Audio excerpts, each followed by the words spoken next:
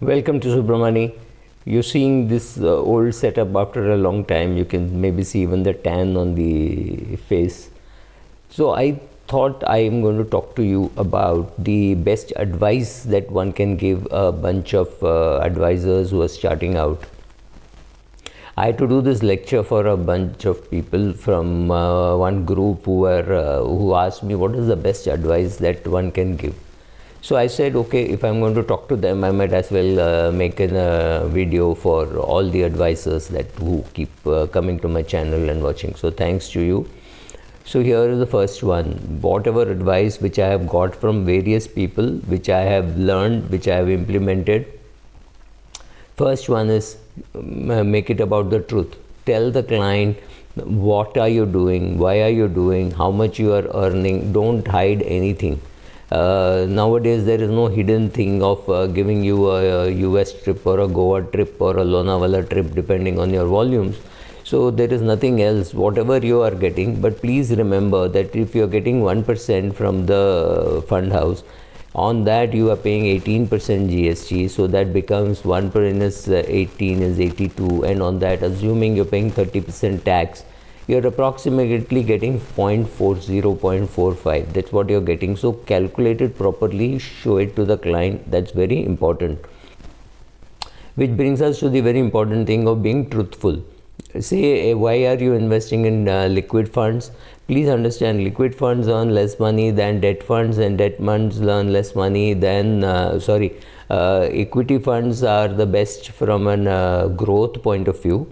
Debt will earn less than that, but it gives stability, and liquid gives liquidity. So everybody should understand what you are doing, because when you say growth happens, then everybody wants growth, but then risk also happens.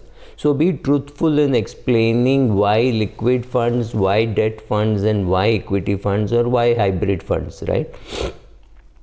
Clients are absolutely entitled to know the whole process. So tell them, and tell it to them very, very truthfully, as they understand.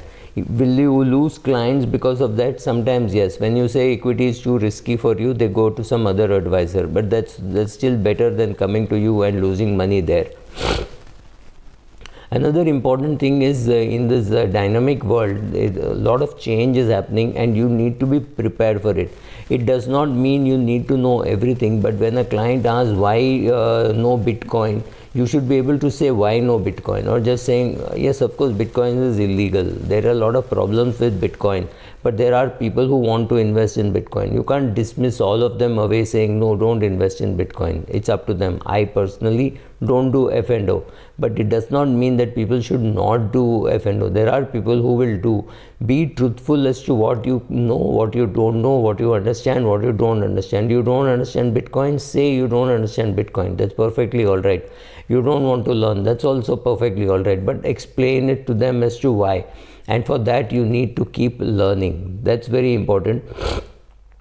Also, when you are sitting with your client, explain to him what is important and what is not so important.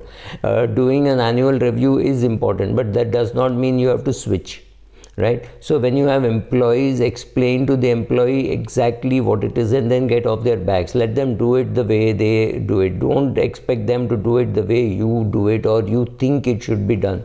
Maybe things have changed, maybe they are a different person. So whether it is dealing with clients or whether it is dealing with your employees, understand that their styles may be different from your style, and that's perfectly all right as long as the work gets done.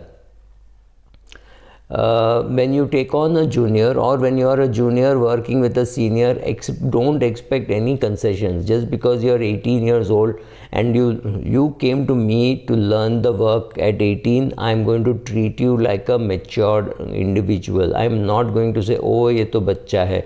That don't expect to get any of those concessions. It's stupid to expect concessions in corporate India.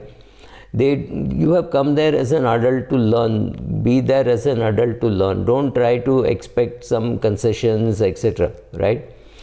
very important that you learn to like people. Now it's not easy because you like some people, you don't like some people. You will get all kinds of clients. You cannot say I want only clients with this kind of a temperament. That's not possible. All your clients may not have the same level of temperament. Somebody may be higher, lower, different, right? So learning to work with various sets of people, different sets of people, having a higher tolerance. Now this is easier for people who have lived in big joint families, right? If there are 15 people, then you learn how to adjust, you learn how to wait, right from waiting for the loo to waiting for the newspaper to everything. You may have had a lot of waiting and patience and sharing to learn. If you have never done this, if you have been a one single kid and spoiled, very good chances that you may have to go out and learn these things when you start your own business or start your own practice. You will get tough clients, you will get bad employees, you will get good employers, you will get all that combination, but you have to make sure that you know how to work with every one of them. That's the only way that how you can be really successful going forward, right? It makes sense to have a mentor. If you can get a mentor, that will be great. That assuming that the mentor is available and the mentor wants to do it, and mentor, I think paying a mentor a fee also makes sense. So then you have a person to whom you can turn to and ask questions, but again restrict your questions to 1 or 2 a week, or decide to meet every 15 days, whatever it is, but make sure that you live by your own rules. You make your rules, explain to the mentor what you want and what you are expecting to get. If the mentor does not have time for you, or is not interested in doing that kind of a work, then move on, find another mentor. Another thing you can do is create a board of trustees, explaining to them what you are doing for each client, or it could be a single individual to whom you are explaining what you are doing, and that person should not have any stake in your business other than looking at what you're supervising, and maybe you pay a fees or you do it just because he's your friend or friend's father or father's friend or any such combination. That person can be able to guide you. That person should have some experience in wealth management. It should not just be a businessman, right? So do all this. When you put together a board, remember that you want a board to have some person with lot of maybe mutual fund experience, but you also need some businessman to whom you can turn and ask for some business advice. The mutual fund person may have been an employee and may not be the best for you to tell you what to do with your in your business decisions. He may be able to tell you this fund pays pays less, this fund pays more, this fund is higher risk, that. But the business decisions on what kind of client to get, how to do prospecting, that you can get more from a businessman than you can ever get from an individual who has always been an employee.